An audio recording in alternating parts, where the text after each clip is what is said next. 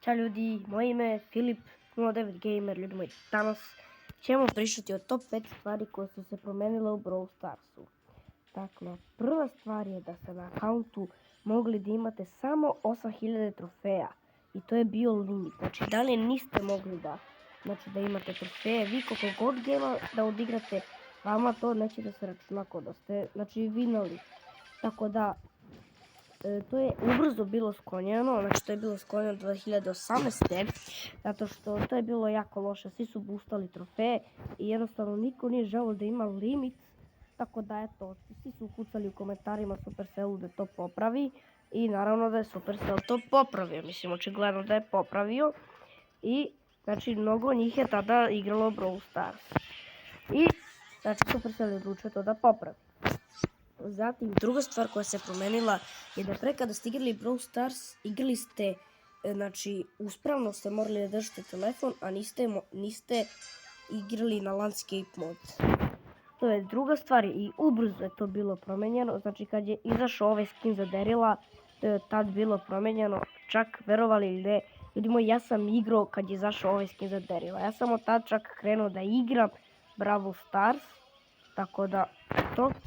To je još jedna, znači, kako se zove, što je promenjeno u Brawl Starsu. Inače, Supercell je planirao da izbriše Brawl Stars zato što je mnogo ih bilo loših komentarima, ali, nažalost, nije izbrisao, mislim, nije nažalost, nego odlično što nije izbrisao, jer ja ne znam šta bi ja uradio svo ovo vreme, koju igricu bi igrao. Tako da, eto, hvala Supercellu što je mislio na nas, ako ćemo realno, tako da, eto. Treća stvar je da kada ste imali Nitu, mogli ste da bacite, verovali ne, 3 medveda na jednu mapu. Što je bilo previše broken i naravno da je Supercell to ukinuo, kako god je to recite. I naravno Supercell je to ukinuo, zato što mnogo su hejtali za to i rekli su da nerfuju, tako da Supercell je mora da nerfuje, znači nije imao drugi izbor. I kada je nerfo to, znači mnogo njih, previše njih je krenulo da igra Brawl Stars. Četvrta stvar je da kada ste imali Jessie, mogli ste da bacite 3 topa na jedan game. Jedan top vas prati, drugi stoji u mestu i treći vas prati.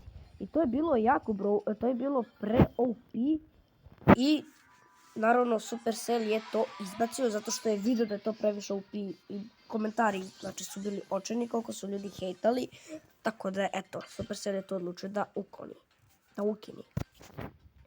I peta stvar, čak i najbolje, da su se pre klubovi zvali bendovi, znači meni je to bilo jako očajno, znači to je bilo jako blesavo i glupo, ne znam kako bi mogli vi da izdržite da se na primjer zovete Vitezovi band. Bolje Vitezovi klub Vitezovi, a ne band Vitezova.